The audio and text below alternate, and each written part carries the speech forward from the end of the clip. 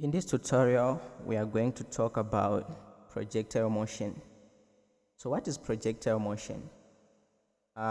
Projectile motion, basically we are just explaining a particle that describes a parabolic motion. So we need to know some of the trajectories that a particle undergoing projectile motion follows. So let's first look at some of these trajectories. So let's say we have a cliff. This can be a cliff or a building, and we have a ball kicked from the cliff to the ground like this. So this is the first trajectory that we need to know. This is the height for the cliff.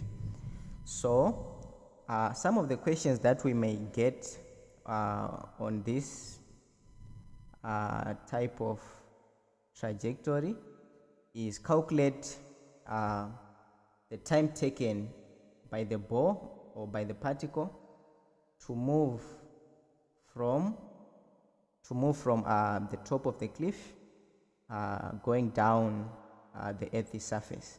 So how do we go about that?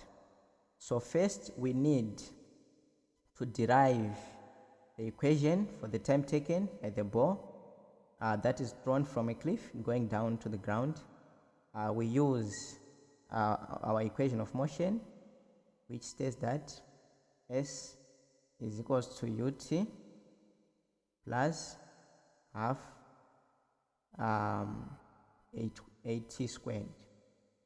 But S, that's our displacement, and according to our trajectory, our S is going to be that height.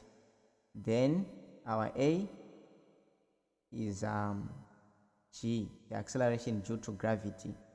That's our A. And since here the ball is thrown from the top of a cliff, it means our u, our initial velocity, is 0. The ball was initial, so the initial velocity is 0 since theta is 0. So you know sine 0, it's 0. So we get 0 there. So it means we are now going to say S is equals to half 8t squared, but our A, we know that it's g. So S is h is equals to half g t squared, and we cross multiply, so that half, it comes here, it becomes 2h is equals to g t squared. 2h over g is equals to t squared. So we now have a new simplified formula. T squared is equals to 2h over g. So therefore we bring the concept of square root. This becomes 2h over g. So that's how we calculate the time taken by the particle to move from the top of a cliff, from the top of a building, or from the top of a mountain, or a ball kicked from the top of a cliff going down to the earth's surface. That's the formula we need to calculate the time taken by the particle. So h stands for the height of the cliff, and g represents the acceleration due to gravity, which is 9.81 meters per square second. So that's how we go about that type of trajectory. So let's move on to our next trajectory. So let's say we have the ground surface and a ball is kicked from the ground, goes up to reach the maximum height, and it comes back to the Earth's surface. The ball is kicked with an initial velocity u, which is in meters per second, at an angle theta to the horizontal. So we need to resolve that initial velocity into the vertical component of velocity Vy and the horizontal component of velocity Vx. So how do we go about that? So let's briefly look at resolving of forces. So let's say we have a force F,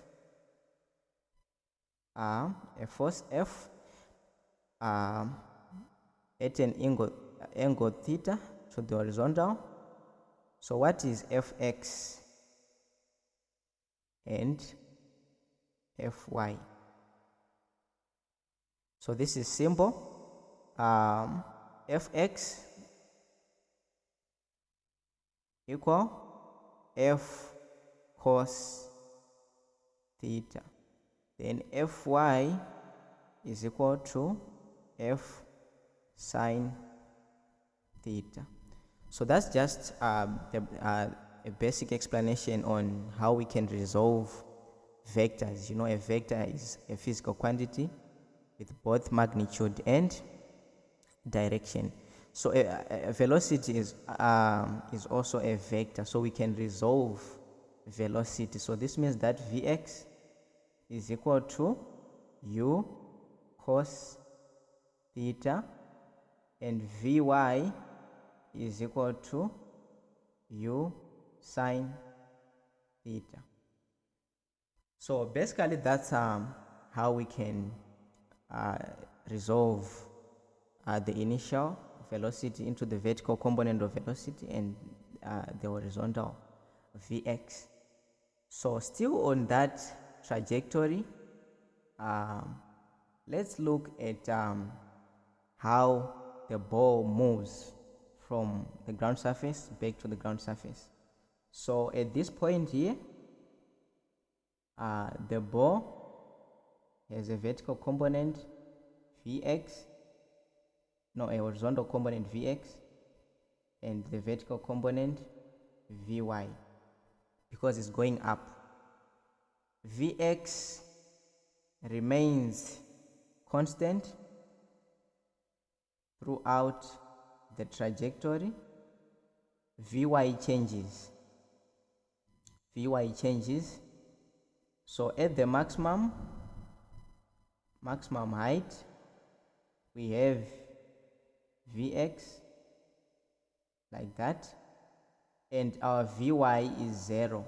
So at maximum height, our Vy is 0. Vy is always changing because of the acceleration due to gravity. So as the ball is moving up, you know, G acts towards the Earth's surface. So G is negative. It's acting downwards, so it's opposing the vertical velocity. So Vy is decreasing from the point when the ball is kicked up to the maximum height. But as the ball starts to move downwards, you know, Vx remains constant throughout the trajectory. Vy starts to increase because it's acting in the same direction as G. So the ball is being accelerated downwards. And we have the resultant at that point.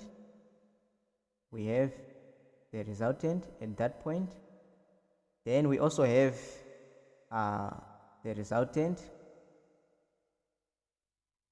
at the ground surface. Vx, Vy. We have R, and we know that this is the same as Vy. So what is R? Let's say we have an angle theta. So what is R? From Pythagoras theorem, that's the hypotenuse. So r squared is equals to vy squared plus vx squared. So r is equals to the square root of vx squared plus vy squared. And this is the maximum height. This is the maximum height from the ground surface. And at the maximum height, the horizontal component of velocity remains constant. The vertical component of velocity vy is 0. So basically that's how we can, those are the basic descriptions on this type of trajectory. We can also be asked to calculate the angle theta at the ground surface. So how do we calculate the angle theta at the ground surface? So we just use the principle of cha, sho, tau. We use the principle of cha, sho, tau, which says that tan theta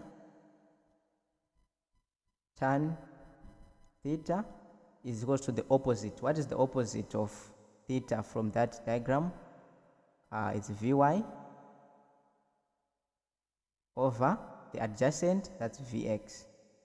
So theta is equals to inverse tan vy over vx. So once we know this, we are good to go. We can solve any problems. So from here, we are just going to look at some of the formulas that we need to solve this type of trajectory, this projectile motion. So let's go ahead and look at some of these examples. So we are still on this type of trajectory. We are just going to look at some of the formulas that we need to solve any problem given on this projectile motion. So we know that we have our maximum height at that point where we said vy is 0. So we can be asked to calculate that h, the maximum height. So how do we, what's the formula? So the formula for calculating h is equals to u squared, u being our initial velocity, sine squared theta over 2g. G is the acceleration due to gravity. Theta, that's the angle to the horizontal. So that's how we calculate h.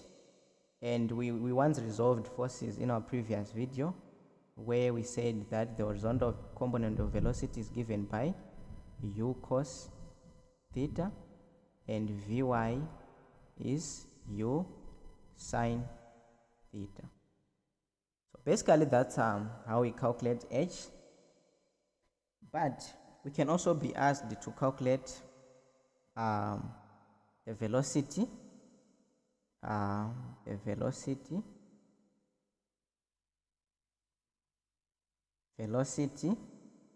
at time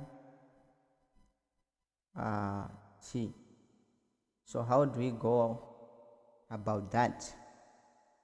Vx, as I mentioned, Vx is constant throughout. It's just constant, it doesn't change, which is equals to u cos theta. So the initial component of horizontal velocity is equal to the final component of horizontal velocity. Vx, if Vx was 5 meters per second from the start point, it's going to be 5 meters per second at the final point, so it's always constant. Vy at a given time, this is u sine theta minus acceleration due to gravity by time. We can also be asked to calculate position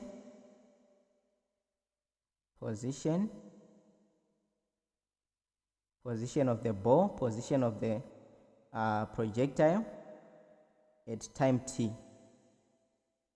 So this can be, you can be asked to calculate the position of the ball after 5 seconds. So t will be 5 seconds at time t. So x is equal to u cos theta by time. Y, the vertical height, that's u sine theta t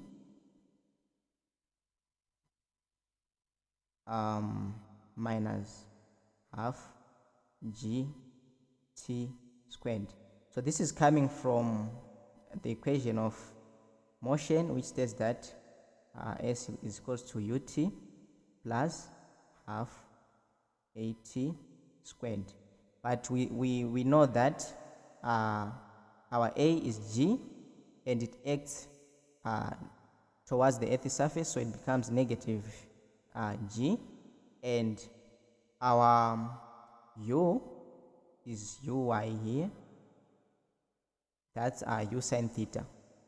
So that's how we derive the height at a time t, which implies that y is equal to u sine theta t minus half gt squared. We can also be asked to calculate the time to reach maximum height, which is t. This is symbol, it's just u sine theta over g. Then we can be asked to calculate the time of flight, which is the time taken by the ball, the time taken by the projectile to move from this point back to the ground surface. T, capital letter T, so we are just multiplying, this is equals to 2t, so t is equals to 2u sine theta over g. So that's how we calculate the total time of flight. And we can also be asked to calculate the range, the horizontal range. How do we calculate the horizontal range? We just use a simple formula, u squared sine 2 theta over g. The maximum horizontal range is found when theta is equals to 45 degrees. So this becomes u squared over g.